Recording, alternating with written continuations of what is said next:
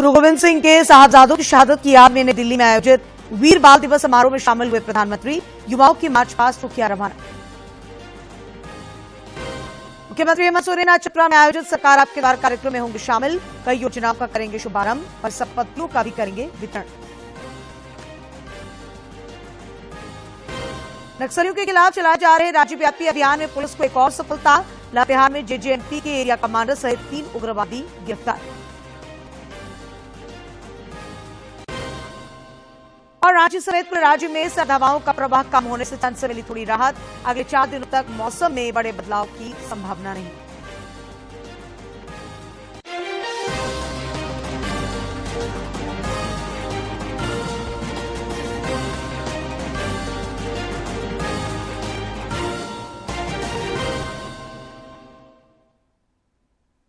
नमस्कार, खबरें झारखंड में आपका स्वागत है। मैं हूं डॉक्टर शीता आनंद और समाचार विस्तार से।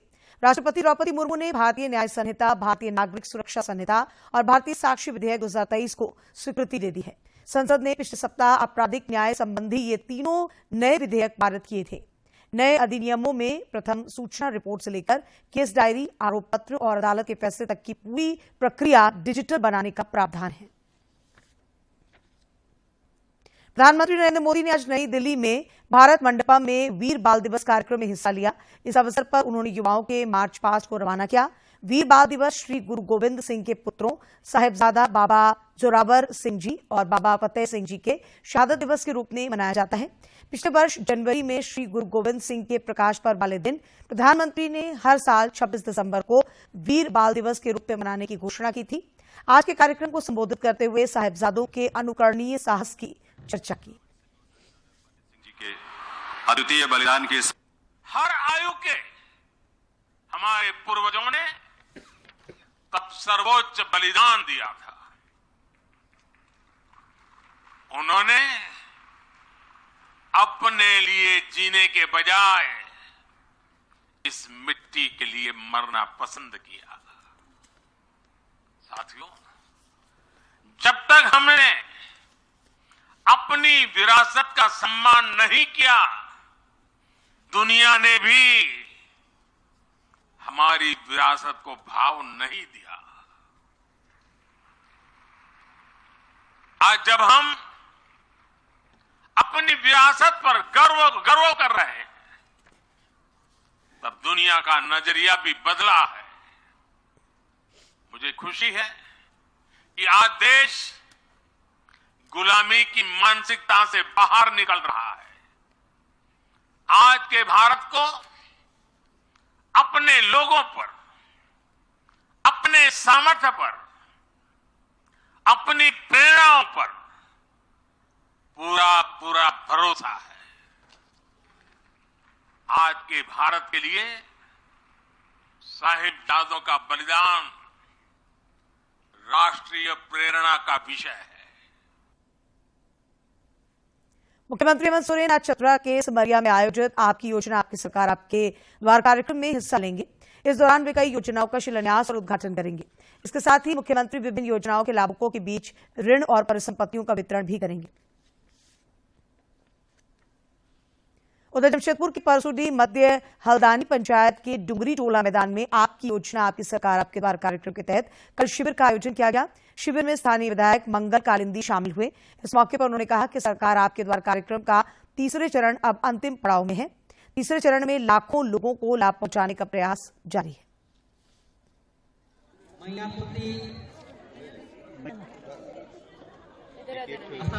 तो मैं आप लोगों को मालूम होगा कि कई सरकारें आए और गए, लेकिन इतना महत्वाकांक्षी योजना जो राज्य के मुख्यमंत्री आदरणीय हेमंत सोरेन जी का जो सोच है कि कैसे उनके घर तक पहुंचकर सरकारी योजना का लाभ पहुंचाने का काम करें। आज हम लोग देख रहे हैं कि पूरे ये तीसरा चरण चल रहा है। पहला चरण कोरोना कोविड के समय में था, तो उस समय इसको स्थगित करना पड़ा था। 36 लाख लोगों को सरकारी योजना का लाभ पहुंचाने का काम किया। उसके बाद में आप देख रहे हैं कि दूसरा चरण में 56 लाख और तीसरा चरण में आप देख रहे हैं करोड़ों पार करेगा। तो ये राज्य के मुख्यमंत्री हेमंत सोरेन जी का महत्वाकांक्षी योजना है किसान, मजदूर, गरीबों के लिए। और ये योजना के माध्यम से अभी आपको बताना चाह रहा हूँ कि पेंशन, पहले पेंशन 2014 से लेकर 2019 तक में भी सरकार थी, लेकिन पेंशन लागू करने का काम नहीं किया। 13 से लेकर 14 के बीच में 1 वर्ष की सरकार थी राज्य के मुख्यमंत्री हेमंत सोरेन जी ने अपरंपार पेंशन लागू करने का काम किया। बाबा बैजनाथ धाम में निर्माणाधीन क्यू कॉम्प्लेक्स परिसर का गोड्डा के सांसद निशिकांत दुबे ने निरीक्षण किया। इस दौरान उन्होंने बताया कि हाईकोर्ट के निर्देश के बाद अब क्यू कॉम्प्लेक्स के निर्माण में तेजी आने की संभावना है।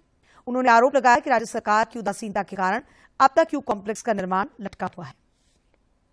बनाइए 50,000 लोगों की सुविधा का ये क्यू कॉम्प्लेक्स बनेगा। आपको पता है कि ये जब स्टैम्पेड हो गया था तो ये भारत सरकार ने ये पैसा रिलीज किया था। माननीय प्रधानमंत्री मोदी जी के दबाव के बाद जो है ये पैसा रिलीज हुआ था। उसमें 37-38 करोड़ रुपया खर्चा हुआ है, लेकिन उसका भी हम देख रहे हैं कि किस तरह से करेंगे। और ये क्यू कॉम्प्लेक्स जब बनेगा तो 50,000 लोगों के लिए एक बड़ा होगा।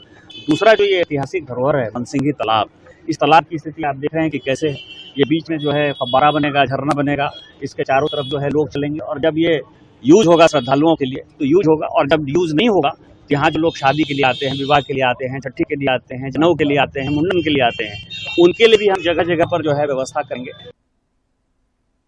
केंद्र सरकार की विभिन्न कल्याणकारी योजनाओं के बारे में लोगों को जानकारी प्रदान करने और उनका लाभ देश के हर व्यक्ति तक पहुंचाने के लिए विकसित भारत संकल्प यात्रा झारखंड के विभिन्न क्षेत्रों में पहुंच रही है, जहां इसे भरपूर समर्थन भी मिल रहा है।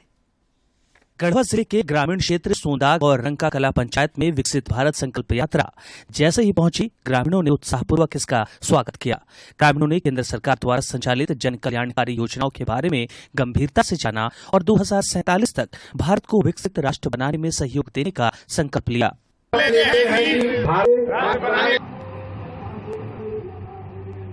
ग्रामीणों ने केसीसी, उज्ज्वला और पीएम आवास जैसी केंद्रीय योजनाओं से उनके जीवन में आए बदलाव के अनुभव साझा किए और प्रधानमंत्री नरेंद्र मोदी के प्रति आभार व्यक्त किया। केसीसी लोन लेकर मैंने अपना हाथ बिजली करके अपना खेती करके अपना पैसों को बैंक को चुकाए।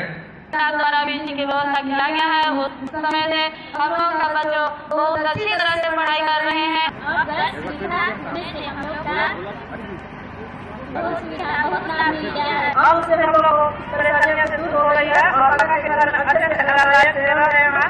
मौके पर मौजूद कृषि विज्ञान केंद्र गढ़वा के वैज्ञानिक डॉक्टर अमरीश चंद्र पांडे ने कहा कि हमारा विज्ञान विश्व में सबसे अच्छा है।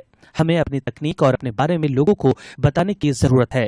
माननीय प्रधानमंत्री श्री मोदी जी चाहते हैं कि 2047 तक हमारा देश विकसित देश की श्रेणी में आ जाए।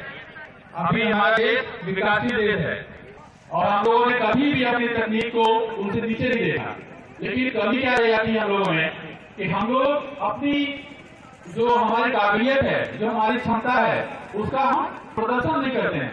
तो दुनिया जानती नहीं है कि हम कितने सक्षम हैं। हम विश्वगुरु थे, विश्वगुरु हैं अभी भी और विश्वगुरु रहेंगे। विकसित भारत संकल्प यात्रा ग्रामीण क्षेत्रों में निवास करने वाले लोगों के लिए वरदान साबित हो रहा है। यह पहली बार है जब सरकारी तंत्र योजनाओं की जानकारी और उनका लाभ देने के लिए लोगों के दरवाजे पर पहुंच रहा है। गढ़वा से विजेंद्र तिवारी की रिपोर्ट। देश में पिछले 24 घंटों के दौरान कोरोना वायरस के 116 नए मामले सामने आए हैं। इस अवधि में 3 लोगों की मौत भी हुई है। वर्तमान में देश में कोविड के 4170 सक्रिय मामले हैं। कोरोना के नए वेरिएंट JN1 के कुल 63 मामले सामने आए हैं। इधर झारखंड के कोडरमा जिले में कोरोना संक्रमित एक मरीज की पहचान की गई है। फरार चल रहे एक वारंटी को कोडरमा पुलिस कोलकाता से गिरफ्तार कर कोडरमा लाई थी। जेल भेजने से पहले जब उसकी कोविड जांच कराई गई तो उसमें कोरोना के लक्षण पाए गए। इसके साथ ही जिले में स्वास्थ्य महकमा कोरोना से निपटने के लिए व्यापक तैयारी में जुट गया है। खासकर कोरोना के नए वेरिएंट पर फोकस किया जा रहा है। एक बार फिर से ट्रैकिंग, टेस्टिंग और ट्रीटमेंट को लेकर कार्य किए जा रहे हैं। जितने जो आसपास के दुकानदार वहां पर रहेंगे सबको मास्क पहनने की दी जाएगी। उसके साथ साथ हमारा जो सदर अस्पताल है, यहाँ पे हम लोग एक डेडिकेटेड यूनिट बनाए हुए हैं कि वैसे कोई मरीज मिले टेस्टिंग करने के बाद उसको भर्ती करने की व्यवस्था करेंगे। जो पहले से भी यहाँ पे है, हमारा प्लान उसी जगह है, वो चल रहा है, उसमें कोई दिक्कत नहीं है। तो चलो इसके बाद जो भी मरीज हमें मिलेंगे उसका सारा टेस्टिंग करवाएंगे, स्पेशली RT-PCR टेस्ट करवाएंगे। और भी जो उन लोग के लिए जो प्रोटोकॉल आएगा उसके तहत हम लोग जांच भी करेंगे, इलाज भी करेंगे और भर्ती भी करेंगे। भारतीय नौसेना आज अपने बेड़े में नवीनतम स्टेल्थ गाइडेड मिसाइल विध्वंसक युद्धपोत इम्फाल को शामिल करेगी। इस अवसर पर मुंबई में आयोजित समारोह में रक्षा मंत्री राजनाथ सिंह मुख्य अतिथि होंगे। 4 विशाखापत्तनम श्रेणी के विध्वंसकों में से तीसरे को नौसेना में औपचारिक रूप से शामिल कराने का प्रतीक है। इसे स्वदेशी रूप से भारतीय नौसेना के संस्थानिक संगठन युद्धपोत डिजाइन ब्यूरो द्वारा डिजाइन किया गया है। इसका निर्माण मझगांव डॉक लिमिटेड मुंबई ने किया है। और वहीं खास बात यह है कि इम्फाल विध्वंसक पहला युद्धपोत है जिसका नाम उत्तर पूर्व के एक शहर के नाम पर रखा गया है, जो राष्ट्रीय सुरक्षा, संप्रभुता और समृद्धि के लिए क्षेत्र। नक्सलियों के खिलाफ चलाए जा रहे राज्यव्यापी अभियान में पुलिस को बड़ी सफलता हाथ लगी है। पुलिस ने लातेहार जिले से प्रतिबंधित नक्सली संगठन जेजेएमपी के एरिया कमांडर सूरज कुमार लोहरा समेत 3 उग्रवादियों को गिरफ्तार किया है। जिले के पुलिस अधीक्षक अंजनी अंजन ने बताया कि उग्रवादियों के पास से हथियार समेत कई नक्सली सामग्री बरामद की गई है। आसपास इन लोगों का दस्ता आया था और जब हम लोगों को सूचना मिली तो डीएसपी साहब के नेतृत्व में एक टीम का गठन किया गया और छापेमारी कराई गई, एक अभियान निकाला गया। पप्पू और लवलेश तो भागने में सफल रहे, लेकिन 3 लोगों की गिरफ्तारी हुई है। प्रधानमंत्री नरेंद्र मोदी विशेष पुश पुल तकनीक से चलने वाली अमृत भारत एक्सप्रेस ट्रेन को जल्दी हरी झंडी दिखाकर रवाना करने वाले हैं। रेल मंत्री अश्विनी वैष्णव ने कल नई दिल्ली रेलवे स्टेशन पर नवनिर्मित पुश पुल ट्रेन के निरीक्षण के बाद इसकी घोषणा की। स्टेशन पर नवनिर्मित पुश पुल ट्रैक का निरीक्षण किया। उन्होंने कहा कि इस पुश पुल तकनीक की खास बात यह है कि रेलगाड़ी बहुत कम समय में तेज गति से चलेगी और रुक जाएगी। रेल मंत्री ने कहा कि इस तकनीक से रेलगाड़ी में झटका भी कम लगेगा और यात्रियों का समय भी बचेगा। खुशी की बात है कि प्रधानमंत्री श्री नरेंद्र मोदी जी के मार्गदर्शन में, उनके नेतृत्व में दुनिया की जो दोनों बड़ी टेक्नोलॉजीज है, डिस्ट्रीब्यूटेड पावर और पुश पुल, दोनों टेक्नोलॉजी आज हिंदुस्तान में अपने ही इंजीनियर्स द्वारा बनाई गई है और अपने ही लोगों द्वारा मैन्युफैक्चर्ड। दोनों ही टेक्नोलॉजी डिस्ट्रीब्यूटेड पावर से वंदे भारत और पुश पुल से अमृत भारत। तो ये जो अमृत भारत ट्रेन आप देख रहे हैं, ये पुश पुल टेक्नोलॉजी से बनी है। सरना प्रार्थना सभा और सरना यूथ वेलफेयर ग्रुप तथा एसटी एम्प्लॉइज वेलफेयर एसोसिएशन की ओर से रांची के हिंदपीढ़ी महासभा मैदान में आदिवासियों की वार्षिक गोष्ठी और धुमकुलिया का आयोजन किया गया। इस दौरान समाज के बुद्धिजीवियों ने आदिवासियों के उत्थान पर चर्चा की। उन्होंने कहा कि शिक्षा को बढ़ावा देकर समाज का उत्थान संभव है। हमारे लिए तो संविधान सबसे जरूरी है। संविधान के अलावा और ऐसा कोई भी प्रावधान नहीं है जहां की स्पष्ट रूप से हमारे अधिकारों को बताया गया है या हमारे लिए जो भी प्रावधान है वो उस संविधान में नहीं है। इसके अलावा और कोई भी ऐसा लेख नहीं है या फिर कोई भी ऐसा एक्ट नहीं है जहां अनुसूचित जाति जनजातियों को जो है उनके लिए कुछ प्रावधान किया गया है। एक तरह से हम कहें तो संविधान हमारे लिए ब्रह्मास्त्र भी है, हमारा संरक्षक भी है, हमारा मार्गदर्शक भी है। संविधान की बदौलत हमें बहुत कुछ प्राप्त है।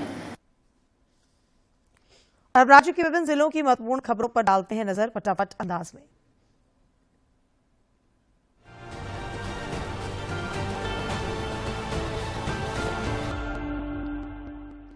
राज्य सरकार ने सामान्य वर्ग के छात्र छात्राओं के लिए बड़ा फैसला किया है। इसके तहत प्रथम चरण में विभिन्न जिलों में चयनित 10,000 सामान्य वर्ग के छात्र छात्राओं को भी सरकार साइकिल देगी। जल्दी आवश्यक प्रक्रियाओं को पूर्ण करके छात्रों के बैंक खाते में डीबीटी के माध्यम से राशि भेजी जाएगी। धनबाद के उपायुक्त वरुण रंजन के निर्देश पर बीती रात जिले में सघन छापेमारी अभियान चलाकर अवैध कोयले से लदे 57 ट्रक पकड़े गए हैं। उपायुक्त के निर्देश पर राजगंज से हरिहरपुर थाने तक पेट्रोल पंपों में खड़े ट्रकों की जांच की गई और अवैध कोयला लदे ट्रकों को जब्त कर लिया गया। इस सिलसिले में 6 लोगों को गिरफ्तार भी किया गया है। रांची के उपायुक्त राहुल कुमार सिन्हा के नेतृत्व में सोमवार को बिरसा मुंडा केंद्रीय कारा का औचक निरीक्षण किया गया। अधिकारियों ने कई घंटों तक जेल की तलाशी ली। साथ ही उन्होंने कैदियों को मिलने वाली सुविधाओं का भी जायजा लिया। कैदियों के बयान भी दर्ज किए गए। धनबाद के उपायुक्त जिला निर्वाचन अधिकारी वरुण रंजन ने जिले के निरसा, धनबाद, झरिया विधानसभा क्षेत्रों का दौरा किया और विशेष संक्षिप्त पुनरीक्षण कार्यक्रम की जांच की। इस दौरान डीसी ने ग्रामीणों से मतदान से जुड़ी कई जानकारियां भी ली। पावर ब्रोकर के नाम से मशहूर मनी लॉन्ड्रिंग के आरोपी प्रेम प्रकाश की डिस्चार्ज याचिका झारखंड हाईकोर्ट ने खारिज कर दी है। कोर्ट ने अपने आदेश में कहा है कि प्रथम दृष्टया यह प्रतीत होता है कि ईडी के पास प्रेम प्रकाश के खिलाफ पर्याप्त साक्ष्य हैं, जिससे ये साबित होता है कि वो साहिबगंज में अवैध खनन और उसके जरिए हुई अवैध कमाई की मनी लॉन्ड्रिंग में शामिल थे। पूर्वी सिंहभूम जिले में सरकार आपके द्वार कार्यक्रम के तहत 2 पंचायतों में विशेष शिविर का आयोजन किया गया। शिविर के माध्यम से सभी सुयोग्य लाभुकों तक योजनाओं का लाभ पहुंचाने का प्रयास किया गया। जिले के उपायुक्त ने लोगों से अपील की है कि वे शिविर में शामिल होकर सरकार की लोक कल्याणकारी योजनाओं का लाभ लेने के लिए आवेदन करें। गढ़वा जिले में आपकी योजना आपकी सरकार आपके द्वार कार्यक्रम के तहत आज विभिन्न पंचायतों में कैंप का आयोजन किया जा रहा है। जिले के उपायुक्त शेखर जमुआर ने लोगों से अपील की है कि बड़ी संख्या में लोग शिविर में पहुंचे और सरकार की योजनाओं का लाभ उठाएं। पूर्वी सिंहभूम जिले के बरसौल थाना क्षेत्र के फॉरेस्ट गेस्ट हाउस के समीप NH49 पर सोमवार की देर रात दो ट्रकों में आमने सामने टक्कर हो गई। इस दुर्घटना में एक चालक की मौत हो गई, दूसरे ट्रक के चालक तथा सह चालक घायल हो गए। लातेहार जिले में हथियारबंद अपराधियों द्वारा निर्माण कार्य में लगी एक मशीन को आग के हवाले कर दिए जाने की सूचना है। ये घटना सोमवार देर रात जिले के महुआडांड़ थाना से लगभग 8 किलोमीटर की दूरी पर स्थित टुटिया गांव में घटी है। अपराधियों ने पुल निर्माण कार्य में लगे कर्मियों के साथ मारपीट भी की। जमशेदपुर के पुटका थाना क्षेत्र से पुलिस ने चोरी के 2 4 पहिया वाहनों के साथ 2 लोगों को गिरफ्तार किया है। दोनों इन वाहनों को बेचने कोलकाता जा रहे थे। गिरफ्तार अपराध कर्मियों में एक बिहार के मोकामा का जबकि दूसरा जमशेदपुर के महुलडी का रहने वाला है। हजारीबाग पुलिस लाइन में सोमवार की देर शाम शराब के नशे में एक एसआई ने ताबड़तोड़ गोलियां चलाकर हड़कंप मचा दी। एसएसआई ने पुलिस लाइन के अंदर ही अपनी सर्विस रिवॉल्वर से दनादन गोलियां चलाई। एसपी के निर्देश पर पूरे मामले की जांच की जा रही है।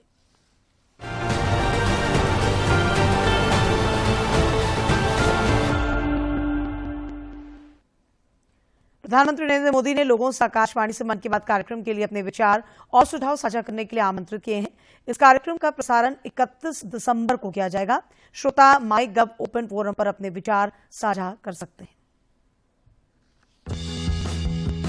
मन की बात है जन जन की, संघर्षों के कुछ किस्से, कहानी कुछ सफलताओं की, अनकही विरासत की, उम्मीदें नए भारत की। महीने के आखिरी रविवार का रहता है इंतजार। ब्रह्मपुत्र के घाट से हिमालय के विस्तार तक होती है मन की बात प्रधानमंत्री के साथ। तो सुनिए इस महीने 31 दिसंबर सुबह 11 बजे मन की बात आकाशवाणी और दूरदर्शन के सभी चैनलों पर। मन की बात की प्रादेशिक भाषाओं में अनुवाद का पुनः प्रसारण आप सुन सकते हैं रात 8 बजे आकाशवाणी और दूरदर्शन के सभी प्रादेशिक चैनलों पर। तो याद रखें 31 दिसंबर सुबह 11 बजे मन की बात। और बात मौसम की। राजधानी रांची समेत राज्य भर में सर्द हवाओं का प्रवाह कम हो जाने से ठंड से थोड़ी राहत मिली है। मौसम विज्ञान केंद्र रांची के अनुसार अगले 4 दिनों तक मौसम में बड़े बदलाव की संभावना नहीं है। मौसम वैज्ञानिक अभिषेक आनंद ने बताया कि इस दौरान सुबह में कोहरा और दिन में धूप खिली रहेगी। इन दिनों आध्यात्मिक नगरी देवघर की रौनक बढ़ी हुई है। वैसे तो बाबा नगरी होने के कारण यहाँ हमेशा आध्यात्मिक कार्यक्रम होते रहते हैं, लेकिन इन दिनों बलिया से आए लगभग 10,000 श्रद्धालु हरि नाम यज्ञ करा रहे हैं। बाबा बैजनाथ मंदिर और शिवगंगा के बीच आयोजित धार्मिक अनुष्ठान में विशाल भंडारे का भी आयोजन कराया जा रहा है।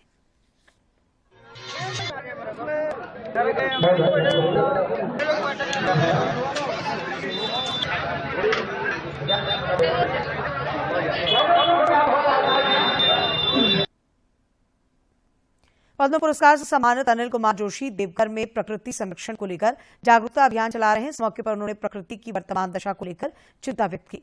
श्री जोशी ने कहा कि सामूहिक प्रयास से पर्यावरण संरक्षण की परिकल्पना साकार हो सकती है। जैसे आप पूरा गांव भर दिया था, आग लगेगी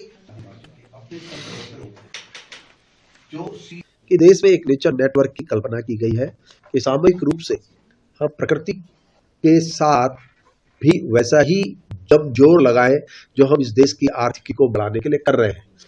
ये राजनीतिक मित्रों के लिए भी है, सरकारों के लिए भी है और संगठनों के लिए भी है कि हम प्रकृति के साथ भी उसी तरह न्याय करें जिस तरह से हम पूरे देश में आर्थिक उन्नयन की बात कर रहे हैं।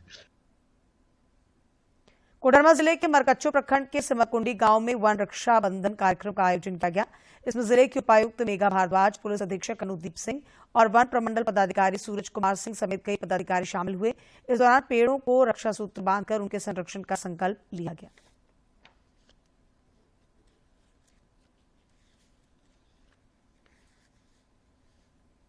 देवघर बाबा नगरी धार्मिक स्थल होने के साथ साथ एक पर्यटक स्थल भी है। देवघर के समीप नंदन पहाड़ लेक बोटिंग पार्क में आजकल पर्यटकों का जमावड़ा लग रहा है। आजकल स्कूल कॉलेज की छुट्टियां हो चुकी हैं और सैलानी सपरिवार पर्यटक स्थलों का रुख कर रहे हैं। देवघर का नंदन पहाड़ लेक बोटिंग पार्क भी आजकल गुलजार है। पर्यटकों को बोटिंग में यहां खूब मजा आ रहा है, साथ ही वे पिकनिक मनाकर रिलैक्स कर रहे हैं। हम लोग आए हैं झारखंड गिरिडीह से और अच्छा लगा यहाँ आके देवघर घूमने में और खास करके यहाँ बोटिंग करने में और मजा आया। स्कूल का बच्चा लोग सब आया है, एक बस एक स्कॉर्पियो में आए हम लोग। नंदन पहाड़ स्थित इस वोटिंग पार्क में जिला प्रशासन की ओर से 6 वोट उपलब्ध कराए गए हैं।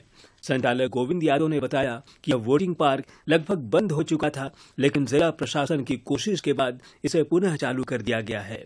उन्होंने बताया कि यहाँ सुरक्षा के लिए सैलानियों को लाइफ जैकेट और सुरक्षा चेन भी दिया जाता है ताकि किसी अनहोनी से बचा जा सके।